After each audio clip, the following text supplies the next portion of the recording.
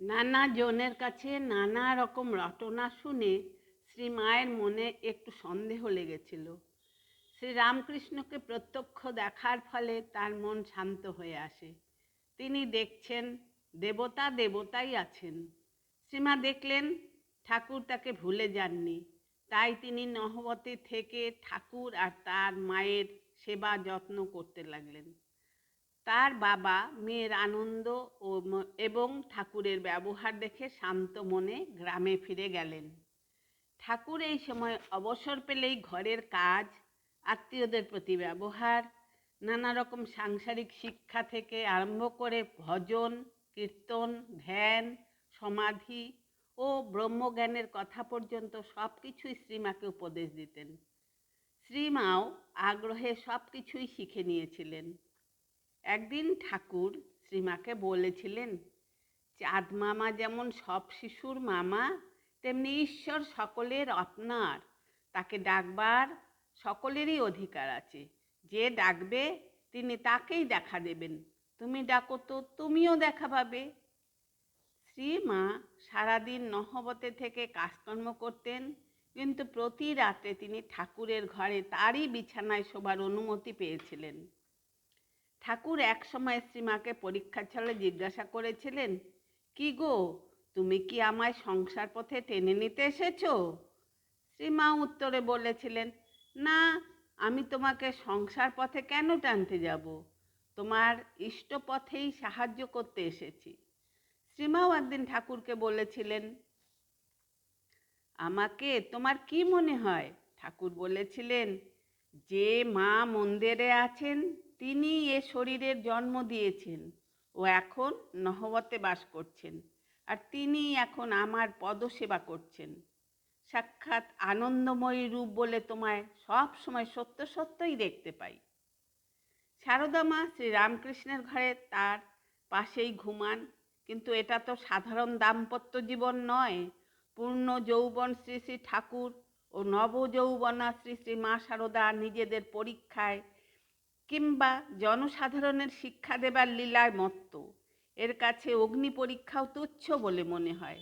এই সময় ঠাকুরের প্রায় সমস্ত রাত্রি সমাধিতে কেটে যেত। এই সমাধির এক বিরামক্ষণে তিনি পাশে শুয়ে থাকা সে মা সারদা মায়ের রূপ যৌবন সম্পন্ন স্ত্রী অঙ্গের প্রতি দেখে বিচারে প্রবৃত্ত হলেন। মন, এরই নাম কি স্ত্রীর শরীর? লোকে একে ভোগ্যবস্তু বলে জানে এবং ভোগ করার জন্য সবসময় লালায়িত হয়, কিন্তু একে গ্রহণ করলে দেহেই আবদ্ধ থাকতে হয়।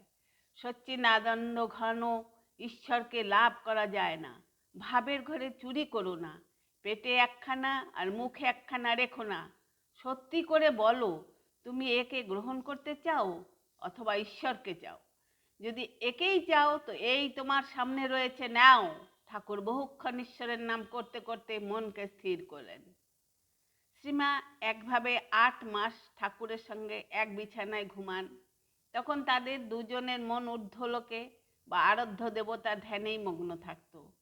পরে ঠাকুর ভক্তদের বলেছেন, ও অর্থাৎ শ্রীমা যদি এত ভালো না হতো, আত্মহারা হয়ে তখন আমাকে আক্রমণ করতো, তাহলে আমার সংযমের বাঁধ ভেঙে দেহবৃদ্ধি আসতো কিনা কে বলতে পারে। বিয়ের পর মা জগদম্বাকে ব্যাকুল হয়ে বলেছিলাম, মা, আমার স্ত্রীর ভেতর থেকে কামভাব এককালে দূর করে দে। পরে বুঝতে পারি মা আমার কথা সত্যিই শুনেছিলেন। স্বামী এবং স্ত্রী পরস্পরকে ঘনিষ্ঠতম রূপে জানে। সুতরাং লোকদৃষ্টিতে শ্রীমায়ের বিষয়ে ঠাকুরের এবং ঠাকুরের সম্বন্ধে শ্রীমায়ের সাক্ষী দেওয়ার একটা নিজস্ব সার্থকতা ছিল। শ্রীমায়ের সঙ্গে ঠাকুরের সম্বন্ধ পরিপূর্ণতা লাভ করেছিল ষোড়শী পূজায়। ক্ষুদ্র বালিকাকে ঠাকুর পত্নী রূপে গ্রহণ করেছিলেন। কামারপুকুর ও দক্ষিণেশ্বর তাকে লৌকিক ও দেব জীবনোচিত অপূর্ব সম্পদ রাশিতে ভূষিত করেছিলেন। এখন সেই ক্ষুদ্র বালিকাকে দেবীত্বের উদ্বোধনের সময় হয়েছে। তাই ষোড়শী পূজার আয়োজন। শ্রীমায়ের পবিত্রতা সম্বন্ধে আর কোনো সন্দেহ নাই। এরপর 1279 সালের জ্যৈষ্ঠ মাসে ইংরেজি 5 জুন 1872 খ্রিস্টাব্দে অমাবস্যা তিথিতে ফলহারিণী কালী পূজার দিন আসে। আজ রাতে ঠাকুর শ্রী শ্রী জগদম্বাকে ষোড়শী মূর্তিতে আরাধনা করার ইচ্ছা মনে পোষণ করেছেন, কিন্তু পূজার আয়োজন মন্দিরে না হয়ে গোপনে তার ঘরেই হয়েছে। এই সব কাজে হৃদয় ঠাকুরকে সাহায্য করত। কিন্তু আজ হৃদয় কালী মন্দিরের পূজারী, আর রাধা গোবিন্দ রাতের পূজা শেষ করে দিনু পূজারী ঠাকুরের ঘরে এসে বাকি আয়োজন শেষ করেন। ঘরে কোনো প্রতিমা নেই, কিন্তু আলপনা দিয়ে ঠাকুরের চৌকি সাজানো হলো এবং পূজকের সামনে রাখা হলো। সব আয়োজন শেষ করে দিনু পূজারী রাত 9টায় চলে গেলেন। শ্রীমাকে ডাকা হলো। মা মন দিয়ে ঠাকুরের পুজো দেখতে লাগলেন। ঠাকুর পূর্ব মুখ হয়ে মন্ত্র উচ্চারণ করে সব কিছু শোধন করে নিলেন এবং শ্রীমাকে চৌকির উপর বসতে ইঙ্গিত করলেন। মাও মন্ত্রমুগ্ধার মতো ঠাকুরের সামনের চৌকির উপর বসলেন। তখন ঠাকুর প্রথমে শ্রীমায়ের অভিষেক করলেন, তারপর প্রার্থনা মন্ত্র উচ্চারণ করলেন। হে বালে, হে সর্বশক্তির অধীশ্বরী মাতো, ত্রিপুরা সুন্দরী, সিদ্ধিদ্বার উন্মুক্ত করো। এইভাবে শ্রীমায়ের অর্থাৎ শারদার শরীর মনকে পবিত্র করে শরীরে আবির্ভূত হয়ে সর্বকল্যাণ সাধন করো।